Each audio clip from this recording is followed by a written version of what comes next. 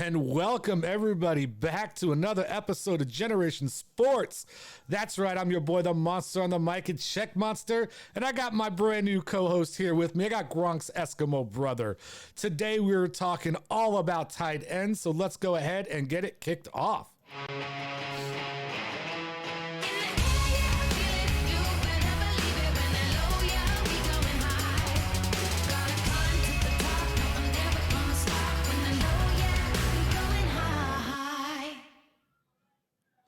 All right. So we decided we were going to kick off this this new segment about fantasy football. We're going to get things started, and we're just going to start getting things going early. We're going to try to have some regular episodes out, maybe not every week, but at least every other week leading up into the season. And then as things get closer, we might start ramping up more and more shows.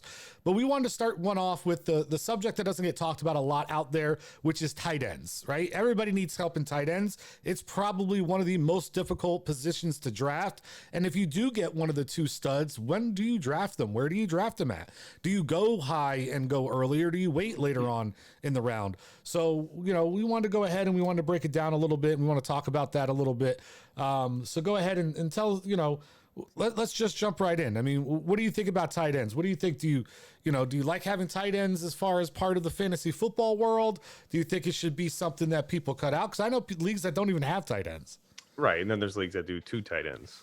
Yeah. Right. Extreme. I mean, yeah. I don't even know how you do that. I don't think there's really two tight ends in all of the NFL, really. Yeah, well, in our league, we do one tight end. And I think if you get one of the top tier tight ends, it could really make or break your season. If you miss out on those, you're kind of just out there in the field. You hope you get lucky. But I guess the question would be then, because you say if you get one of the two, are they worth losing out on a top tier running back or receiver in order to pick one up? Because I mean, what round? We'll talk. I guess right. Just so you guys know, we're in a fantasy football group together. It's a 12-man league, so a lot of the stuff we're going to base it off of is that. So like, I have some rankings out there that I'll be putting up in a little bit. It's the top 12 in my opinion as of right now, point per reception, because that's what we play and everything. But I guess the question is, like, where do you draft them at, and what are you willing to give up to get a top tier tight end? Right. Well, in the case of Travis Kelce, I mean, he's going to act as a top tier wide receiver or top running back. It may hurt your draft that day, but come week one, you're not going to feel that pain because you're going to have the score from Travis Kelce. It's the ones after that is when you need to take them at the right time. Okay, so what round do you think is what round do you pull the trigger on a Travis Kelce then? In our league, I think Travis Kelce is going in the back quarter. Not that I think that he needs to be drafted in the back quarter, but say you're 8, 9, or 8, 9, 10, 11, 12, one of those. So you're saying first round though? I think in the first round he's going to go in our league. That's what. Okay, and it's not a bad idea. Let me tell you why though, because if you're sitting at 10, and you have a choice of a top running back or Travis Kelce, but then you say, you know what, these next 6 picks or so, I'd be happy with one of those. Let me get Kelce. Let me make sure I lock him in, and then I can take a top running back or receiver or whatever your preference is. So that's why I think he's going to go in the first round. Not that I think that he should go in the first round, because I think he's more of like a mid-second kind of guy, like 205, I think something like that is probably a good spot for him. But if you want a tight end, you got to take him early. Okay. No, I mean, I definitely get what you're saying. And I guess it makes sense. You're guaranteeing victory at that position, right? Right. And it's one of those players that you're never going to take out unless they get injured, which you can't draft to worry about injuries, right? You can't say, well, I'm going to draft late in the draft a tight end because what if he gets injured? Now I wasted a great pick early, because hell, anybody gets injured. We've seen Barkley got injured how many years I was going to say, would you say the same thing about Barkley? Yeah, well, listen, wait till we do our running back episode. Like, there's a reason Barkley's not going to be, as high as people expect on my draft board. I don't believe you, but okay, we'll see. We'll wait to that episode till we get there. But so you're saying, I mean, I don't think I get what you're saying, but I don't think I would draft him. Man, I guess maybe if I'm at 10, right? If I'm at 110, I could see going Kelce, because I agree with you. Then there's only 4 more players that are being picked, so I'm still going to get one of those Yeah, and players that you'll I'm come looking back for. around, right? 203, you'll Yeah. be right there. So you could do that, but you Anything wouldn't. earlier than that, though, I Yeah, don't but if think you're I at the would. 110, you wouldn't say, you know what, let me take Kelsey next round, because that might not be there. Correct, and that's the risk you take, because I do Right. agree you Right. may not get him, right? So it's one of those things. I mean, and it's always a gamble, but I mean, when you look at what he does, his production, his statistics, and everything like that, I guess I mean, he's definitely he could be a game changer. But I also wonder though, is how many championship teams is he on? Right. That's a good question. Yeah. And obviously we won't know that. It's hard to get those statistics, but I know for a fact he wasn't on the team that won our championship. I think second, right? Second place. He was on second place. He might have been. You're right. Yes, he was on second place. Yeah, he grabbed two top tight ends. Well, he made a trade in the season to gain the other one, and he had both. He had Kelsey and Kittle on his team at the end. So I guess you're right. So he did help. Maybe bolster somebody up there to the fantasy finals. So I mean, it definitely is possible. So I know you said our league, that's where we draft them. I mean, what do you think about the leagues out there for the general person, right? Now, let me ask you this. Does it matter what kind of format you're playing, right? So we're talking, our league's a PPR league. So we're talking about drafting them, late first, early second, possibly, right? But what if it's a standard league? Does that drop his value? If you're talking about, it's a 12-team league, right? Yeah, we're always going to go on a 12-team format, but we'll change some of the other things in it. I think it holds true across the board, really. When you get into other leagues, deeper leagues, even 16 teams, I really think he's going to go he could go even earlier. I think Travis Kelce is a first-round pick. Well, no, listen, I think once you get past 12 teams, his draft value increases, right? Right. Because now, there's less chances of getting even a halfway quality. So I definitely agree. But I guess my question would be, though, because if I'm thinking if it's a standard league, I don't know if I would take him in the first round at all, or I don't know if I would take him. I'm not taking him in the first round either. And I don't know if I'd really want to take him in the second round if it's a standard league. Really? Not a late second? I mean, it'd be tough. Maybe a late second. 210? You wouldn't take him? Maybe 210. All right, maybe 210. I guess it depends on who my first two picks are, right? If you take Travis, who's on the board, maybe. Yeah, if you take him early, you have to have a game plan going in that you are going to take him early. You should know if you're going to try to take him in the first round, and you better have a lot of deep sleepers for running back and receiver, because you're gonna have to make up that ground later in the draft. I agree. I just think it's hard on a standard league because you're not getting the point production from the tight end position that you are from a PPR league. I mean, I think you lose value in there because it's just it's one of those things. Now he's a touchdown machine, I will give you that. But I don't rank him as high in a fantasy draft if it's standard. That's just me. Let me throw this at you though. So we got, I'm looking here at PPR, right? So Travis Kelce, he had 312 points last year in a PPR format. So, and then we also have, I'm looking at running backs now, Alvin Kamara, Dalvin Cook, and Derrick Henry, all over 330, with Alvin Kamara at 377. What'd I say, 312? So he would have been fourth if he was a running back with those points. But that's a PPR league. Right. I mean, in our league, we also do the 0.25 carry, so that makes a big difference. Well, yeah, we can't go by our leagues, but look up you could definitely go on there and just look up like Yahoo or whatever, like what his points on. Because actually, I think I have it pulled up. So yeah, I mean, in a points per reception, he's scored 312. But let's go back to a standard league then and look at what was the stats on a standard league, right? And that's going to considerably drop, where the running backs are pretty much going to stay near the same, right? Oh, standard. Oh no, you're right. Yeah, he I don't see him going in the first 2 rounds in a standard. And that's my point. So you also have to know the format of what your league is to decide where they're valuable. So when we're talking about drafting them in the first or the second, it's not standard across all formats, right? Know your league's format, know what kind of point scoring you have, because that makes a huge difference on where you're going to draft these guys. Mm-hmm. Because I mean, half point, he's going to, late second round on a half point per reception. Sure. That makes sense. Full PPR, he's jumping up. He becomes more valuable then. That's what I'm trying to say. Oh, no, I agree. Yeah. So But I'm with you though. I'm not taking him in the first. I'm taking him if he's a value pick. I'm 100% taking him. I'm changing my whole game plan, throwing it out the window, and I'm taking Travis Kelce at like 208, 209, 210, something like that. I'm taking him there for sure. And that's the thing. So I like you say, sometimes when you're going to go in saying, okay, this is my draft plan, but sometimes you got to throw that shit out the window. And that's what you got to remember. I'll tell you what, last year when we did our draft, I didn't go into the draft knowing I was going to draft the players I did.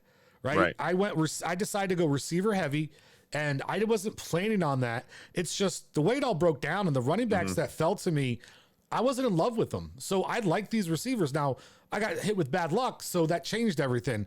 I mean, both my guys got injured. It was one of those weird seasons with COVID and everything. There's nothing I could do, but I had to change in the middle and decide to reformat. And that's where these mock drafts come in, and they can help out and they can play because you can try some things out. I know people aren't huge on mock drafts, but sometimes it can be good. I support it. It. Let's go ahead. Let's jump in, and I'm going to throw on the screen now my rankings. So what I did is I ranked a set from 1 to 12. I sent you the picture, right? You have it, so you can reference it. Here. Okay. Pull it up. So make sure you pull that up so you can reference it. So I'm going to go ahead here in a second. I'm going to throw up my 1 through 12 rankings based on points per reception. And this is, let me preface it. This is way too early. Okay. Yes. I'm throwing these rankings out based on information I know today, not what I'm going to know before we start actual draft season. So these rankings will change as we go, but this is how I see things breaking down. If I had a draft today, everything being the way it is in the league. Okay. So I'm going to go ahead. I'm going to throw that up. And so basically what you're looking at there is my rankings. I know people are probably going to look at that and be like, what the hell are you talking about? But I got Travis Kelce going number 1, right? He got 312 points last year, 105 receptions. That's just absolutely ridiculous. He basically 1,400 yards, 11 touchdowns. He put up receiver numbers for sure. Yeah. I think it's been that way for the last 5 years for him too. Yeah, there's no slowing down. Like you said, he's that guaranteed pick. You don't have to worry about your Unless tight end he gets position injured anymore. Yeah. And he's strong too. He's not getting hurt. He doesn't normally get hurt. Yeah. Then I got George Kittle going second in my rankings. He obviously, his stats aren't going to be huge because he did get injured, so we'll leave that at that. I got Darren Waller going next. He had 248 points, 98 receptions, 1,000 yards, 8 touchdowns. I got Mark Andrews, Noah Fant. Hunter Henry, I definitely rank thinking, like projecting what he could do in the New England offense. I already see you making faces. They don't, but I see it. And we'll go over it in a minute. So I definitely see there's some opportunity there. I got Evan Ingram, Logan Thomas, Mike Gesicki, TJ Hawkinson, Dallas Goedert, and Rob Gronkowski. Right. So you explained Henry, but I'm just wondering about Ingram. Obviously you're a Giants fan. Does that play into this at all? No, it plays into the fact they got Kyle Rudolph and they got Kenny Galladay. So the way I look at it is the Giants receiving core, number 1, hasn't been great. Right.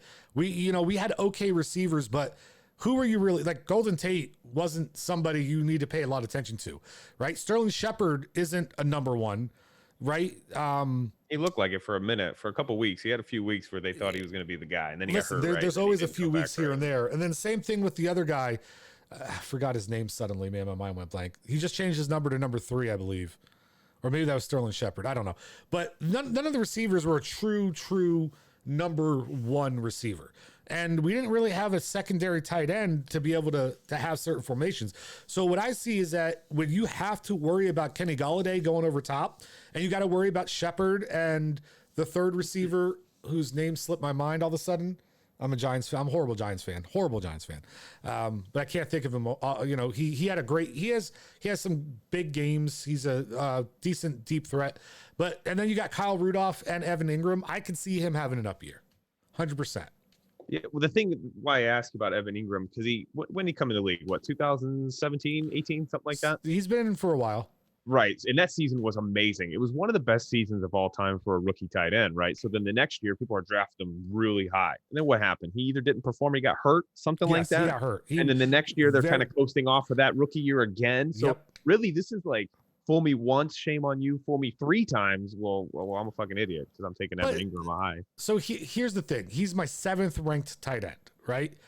So I just think it's a matter of time before he puts it together. I mean, he only had, I guess, yeah, he had 70, he had 63 receptions, only 1 touchdown. I think that number is going to go up because I think they're going to have to put other bodies on people in the end zone now when you have a Kyle Rudolph who's a big body available to make plays. He still got over 100 targets last year. It's not terrible. I mean, he's not a dud I know by he didn't any have. means. I mean, you look at some of these other, these other people though. Noah Fant only had 3 touchdowns. Hunter Henry only had 3 touchdowns. Right? I mean, Dallas Goedert. Like, there's people out there. Like, it's not like everybody's a touchdown machine. Right. So I don't know. I believe number 7 for right now. That could change. I see that being pretty fair. Okay. What else did you see on my list that sparked some interest? I know. Well, you already. I wrote it down. You already talked about Henry. Just the mix with him and Jonnu Smith. You just never know in New England, and I'm not willing to take that chance. But I could see either one of them being a top 10 tight end by the end of the year. It's possible, but I just don't have them in my rankings. Yeah, I guess I feel out of the 2, Hunter Henry is more of the receiving tight end than Jonnu Smith, who's more of that blocking tight end. Mm-hmm. And I think they remind me a little bit more when you go back to the Gronk and the Hernandez days, right?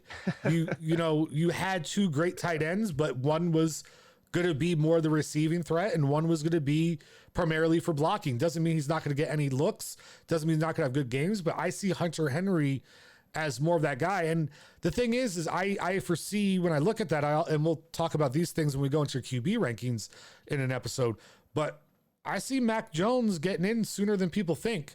And I can see him and Hunter Henry building a rapport and him becoming, a player. So you want to put a week on that right now? What week do you see Mac Jones coming in? I have we have to wait. We have to wait for that episode. We're on tight ends. We'll wait for that one. Okay. Now, once again, this is early projections. So listen, Hunter Henry could fall in my rankings as we get closer on, but I wanted to put something out there, which is way too early. And this is kind of what I've come up with. Okay. So what do you think about, I've heard some people who saw my rankings complain. They think Hutchinson is too low. What do you think about that? Well, here's the thing. I have him ranked pretty high, but so does the fantasy world. And you know how that goes. Like if he's going to be ranked high in every magazine, website, podcast, people are going to take him early. So he may not be somebody you want to target in a draft, but I think he's still going to be a very good tight end. But you think he's too low at number 10? Yeah, I do. I have him at number 4. See, here's my thing, right? When we go back and we look at LA, and I know everybody's going to say different scheme, different coach. I get it. Okay. But Jared Goff wasn't a guy who utilized his tight ends that often, right? That's just not what he did. And then you have a guy like Stafford, who I think the football world is saying is a better quarterback, right, than Goff. Mm-hmm. And he still didn't put up huge numbers. So why do we think that suddenly he's going to come out and put up these great numbers, right? Because you have him at number 4. Right. And I think there's I could definitely see there being a couple other tight ends that, I would rank higher than him. Like, I think Noah Fant has another season under his belt. He doesn't get injured. I see big things for him this year. I see him really, I like Noah Fant. Yeah. Coming out and becoming a stud.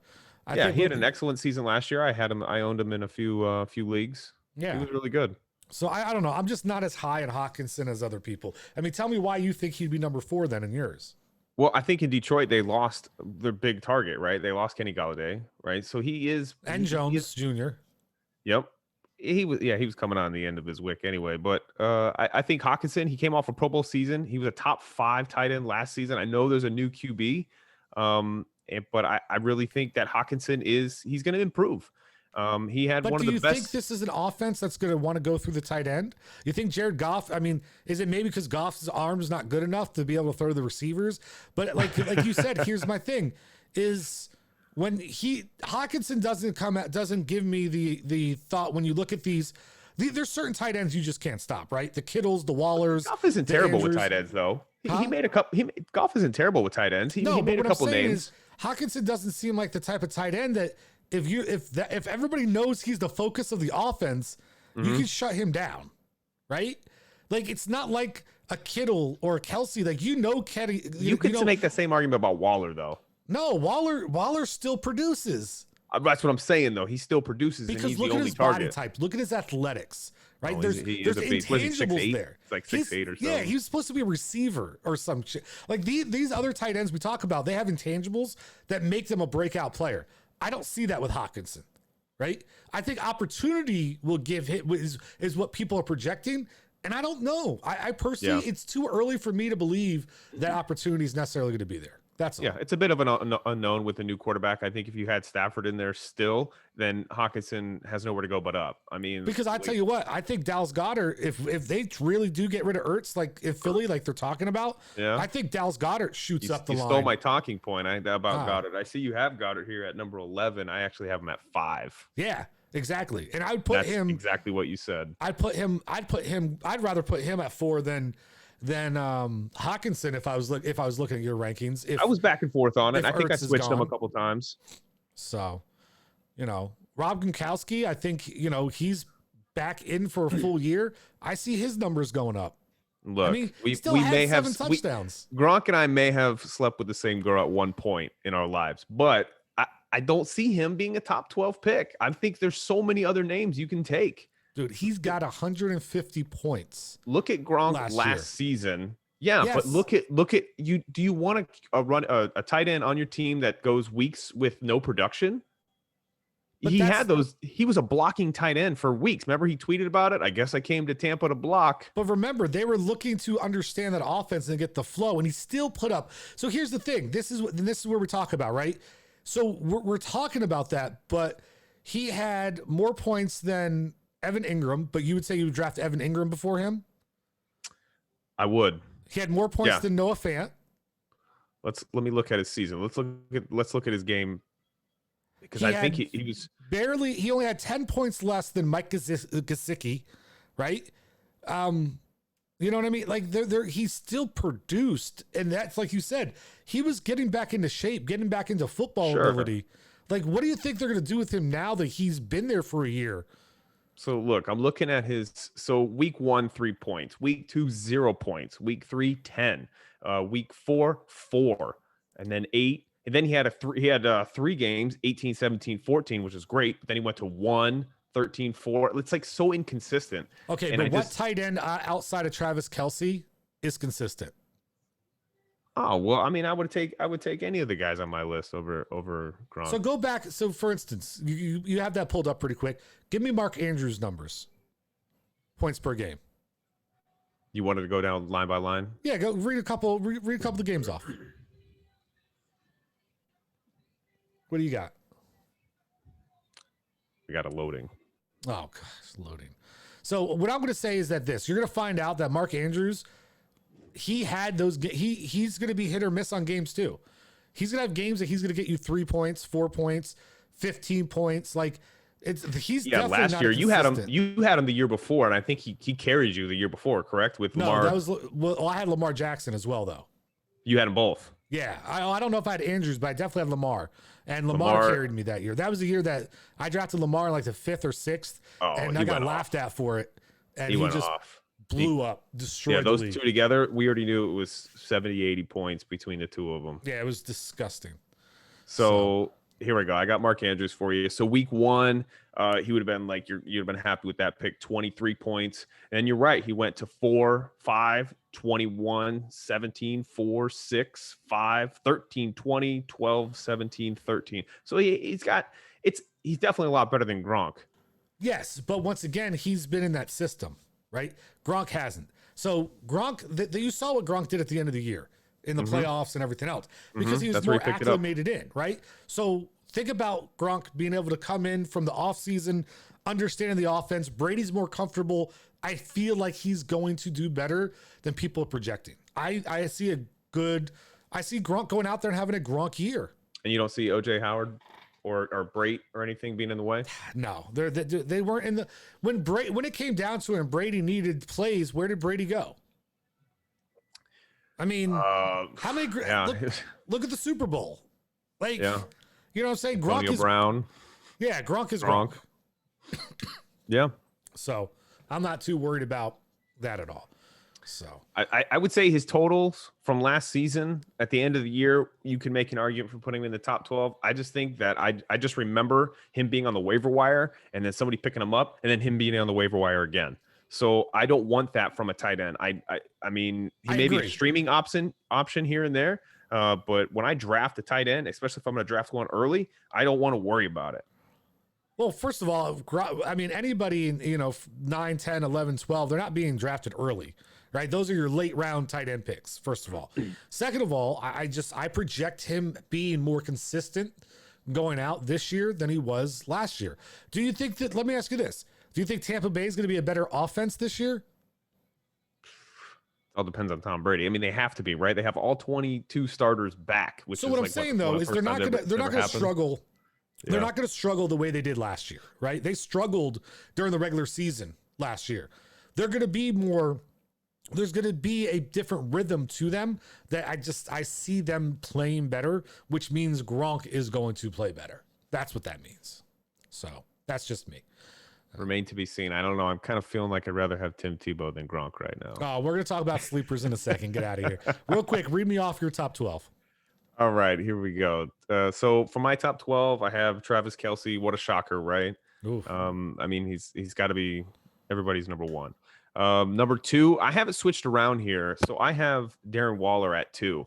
And there's a reason for that. So, I mean, obviously he scored a lot better than Kittle last year because Kittle was hurt for 8 games. But who else is Carr going to throw to? I mean, the only other offensive player or weapon is you got your running backs and Ruggs. Other than that, it's Waller. He is the offense. Okay. And they didn't improve anything in the draft. They didn't draft anybody to step up. Waller had 145 targets last year, 1,200 yards. I think he is the pick. I would take him over Kittle.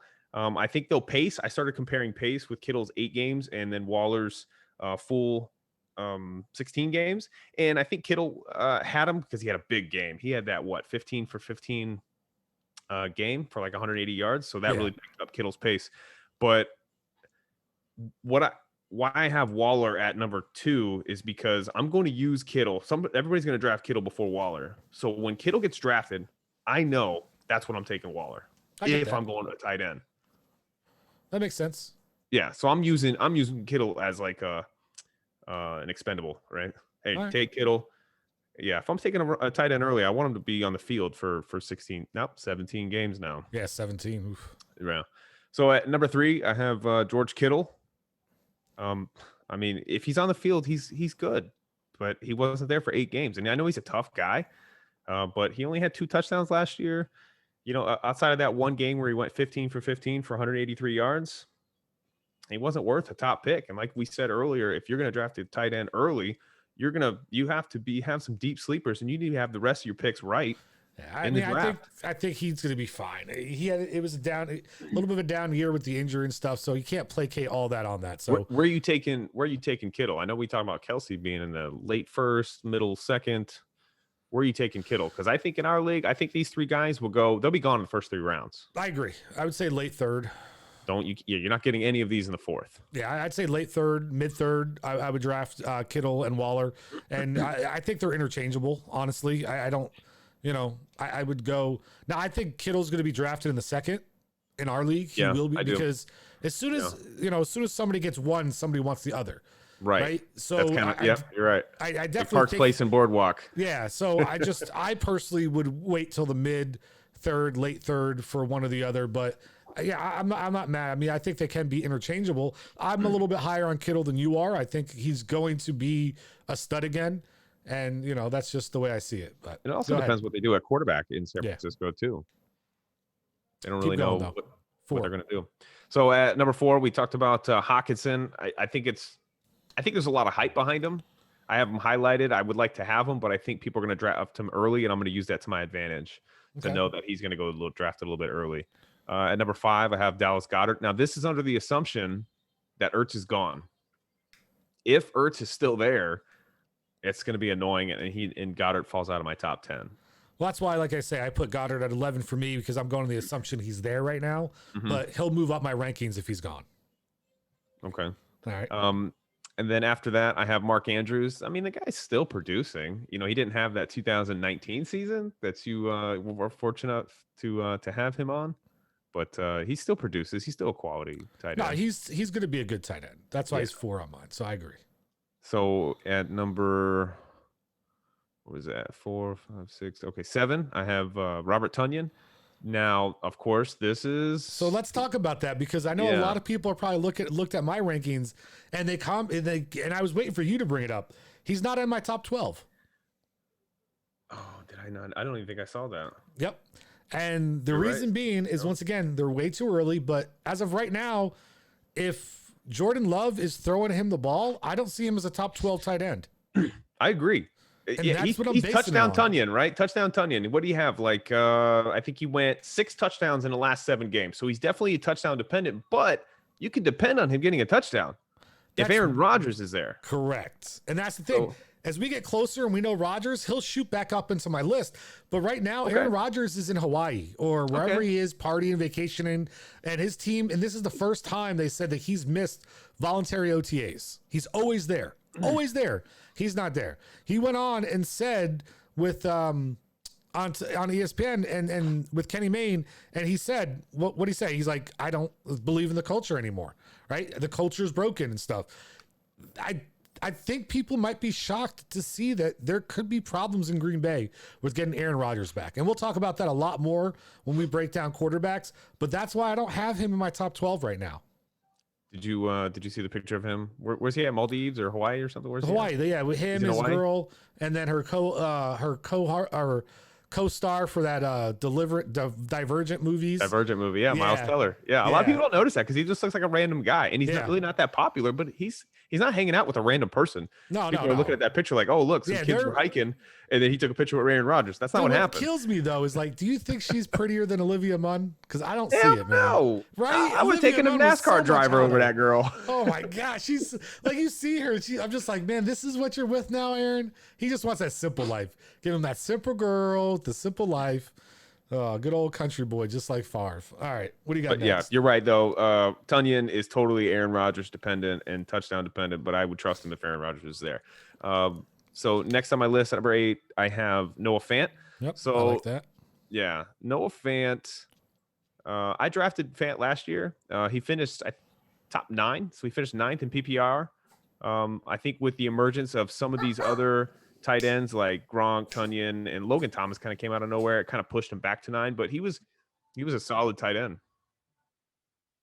Yeah, I think you say you drafted him, but I'm not 100% because I remember having him, I thought, at the end of the year. So I don't know if you dropped maybe him. I definitely drafted him in one league. Maybe it wasn't this Okay, league. I yeah, definitely that's fine. I was I definitely definitely picking remember okay, having a different league. All right, what else you got? Let's see. So after that, I have Kyle Pitts, and I didn't see Pitts on your. There's no, see here, I was waiting for you. And then There's and that was- no way in hell that you're ever going to catch a rookie tight end in my top 12.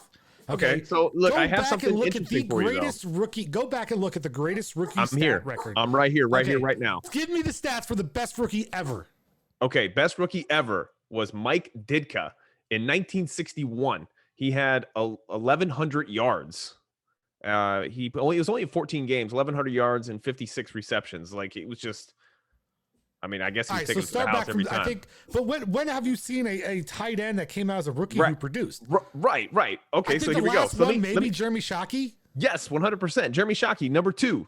He had 898 yards. So we temper expectations for Kyle Pitts, but we know that Kyle Pitts is in a good system. He's in a good tight end system. Yes. So, he was drafted extremely high. I think he tied for the highest drafted tight end of all time. So everything is aligning for him, but we temper expectations because a lot of times people are going to draft him in the top 5, especially look at the rookie drafts, right? They have him like going probably top 3 or something.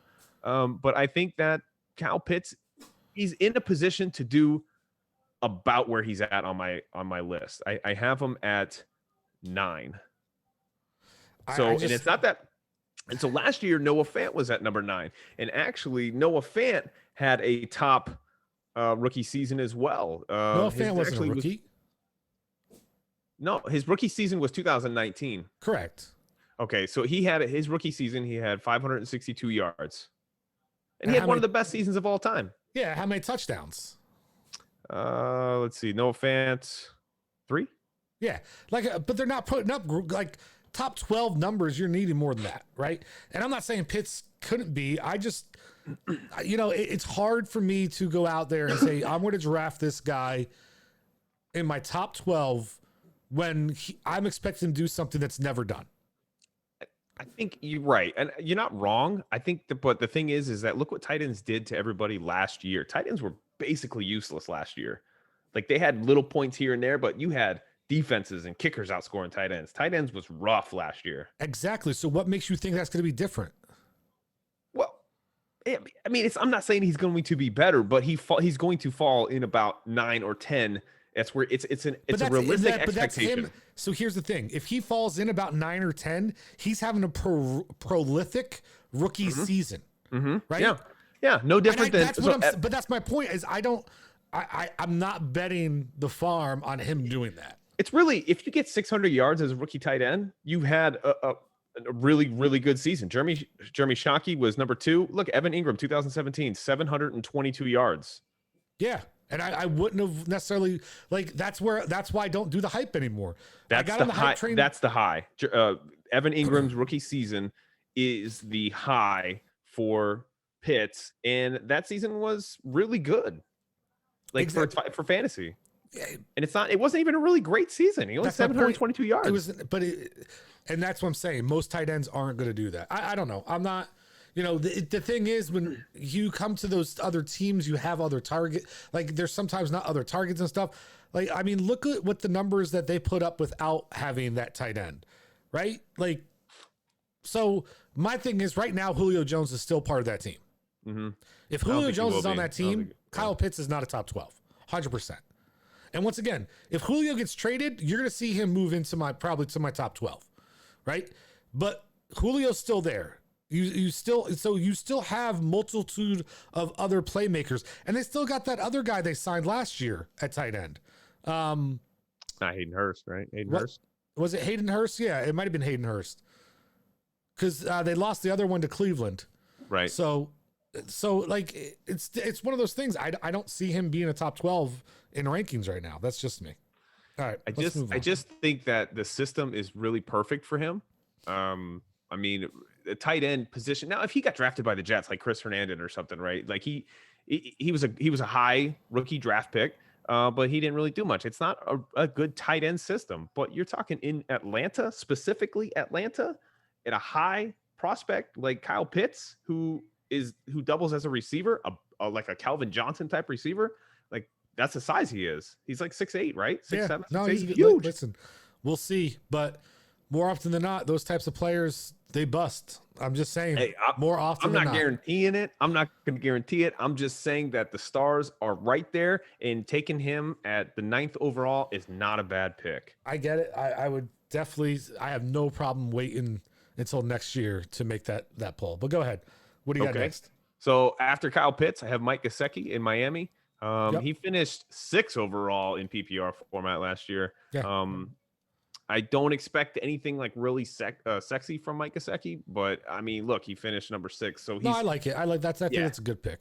Yeah. After that, I have Logan Thomas. Now, I originally had Logan Thomas higher, but then I started looking at, okay, does Fitzpatrick throw to tight ends? And I was reading articles. He was actually in like the bottom tier of tight end targets. I want to say, no, just like over his career. He's had some years. He relies on his tight ends. He likes to go to the tight end. This article says that he threw to this tight end 10% of the time. His career. I'm not going to put a stamp on that, but I'm telling you, I was reading it, and this is what put me down here. That's because name a tight end. And I was reading other articles where he utilized the tight end. He was one of the most efficient at utilizing the tight end in that seat. Like it just depends, I think, on where he's at. I mean, we can't even really use last year as an example because they had Tua in there as well. Yeah. Gesicki. So Gesicki did finish. Now that would have been a good example, but I don't know. It depends on Fitzpatrick. I still have him in my top 12 rankings here. Fitzpatrick, the cycle of Fitzpatrick, how he has an amazing year, he gets a contract, and then he has a bad year. Yeah. Right. And then he has an amazing year and then a bad year. I think last year was kind of a bad year, so it could be good news for Logan Thomas in Washington. But I I just don't know. You We'll don't see. know what you're going to get from Fitzpatrick's, but I still like Logan Thomas. Logan Thomas came out of nowhere last year to me. He wasn't on my radar. Yeah. All right. So, What do you got at 12? Let's round it up and let's all right, at number get into the 12, next I part so we have can start wrapping it up. Irv Smith. Okay. right. I just think Kyle Rudolph left.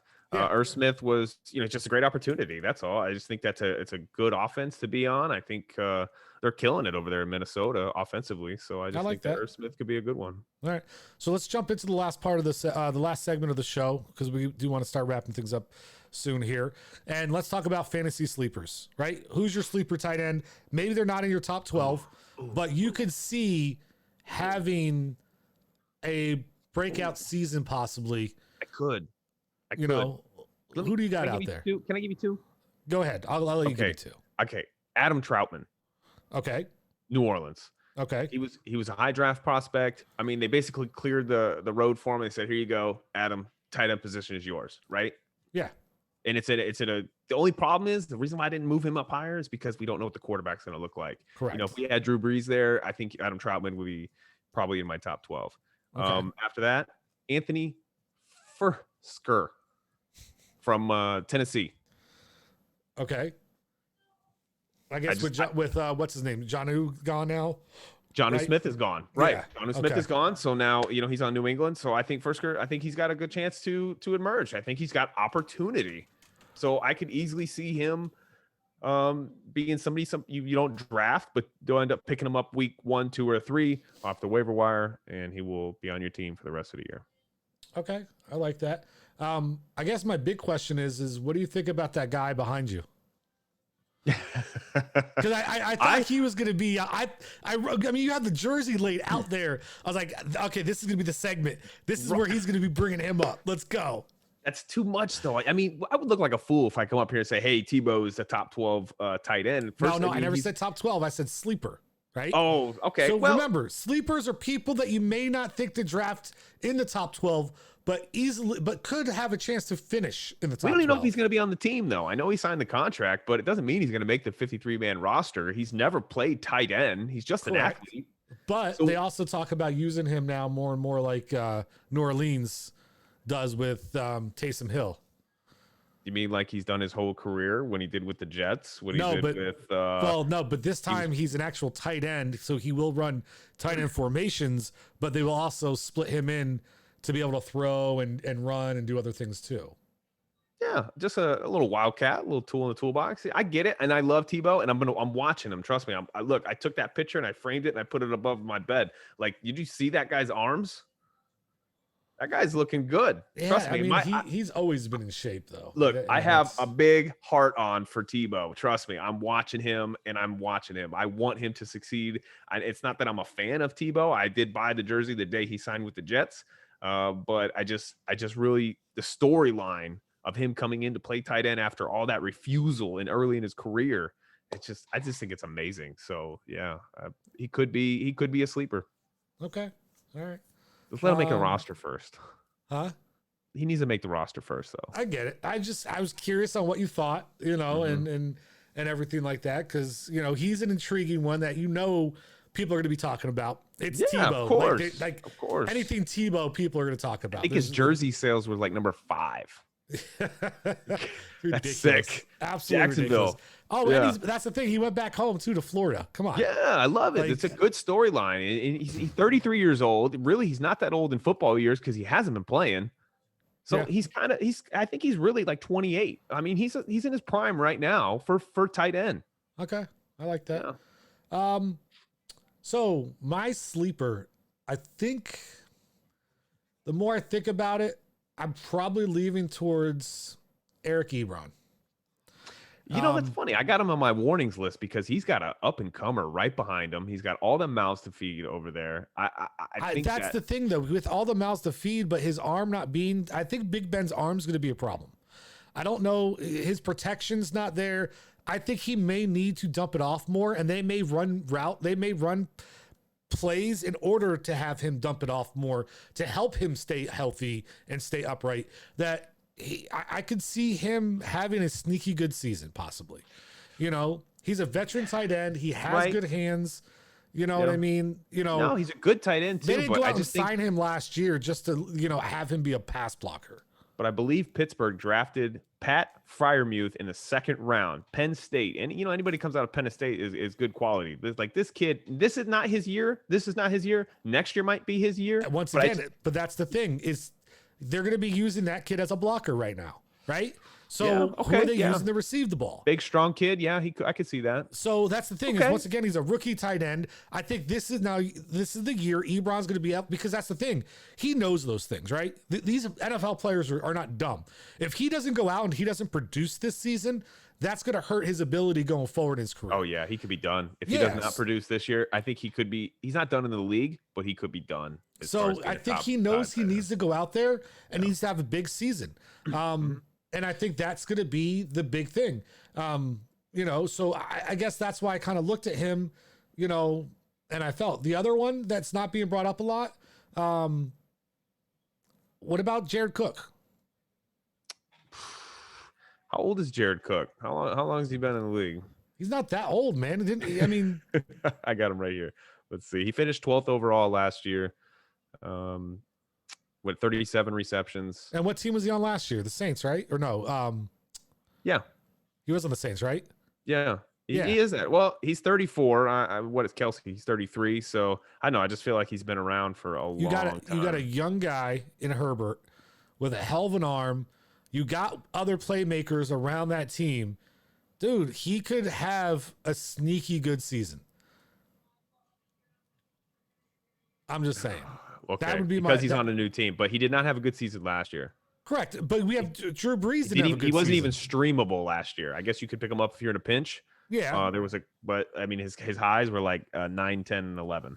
I get it. But I could see him having a sneaky good season out there in LA, a team that wants to throw the ball, wants to put it around. I Yeah, mean, okay. like I said, It's a high-powered offense. I'll give you that. Yeah. I think they're a 4,000 or 5,000 yard team, right? yeah.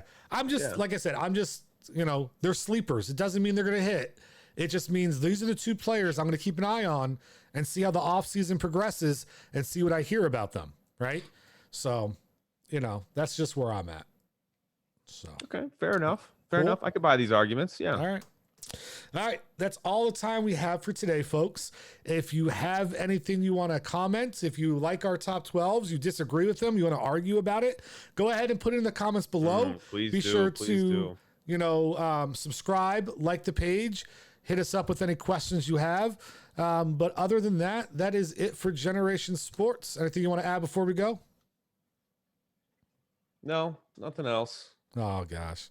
Nothing All right, else. on that note, that's a Dogecoin, everybody, in case you didn't know. It's not in very great focus, but all right. So for the New York area, the Jets and Giants fans, we out.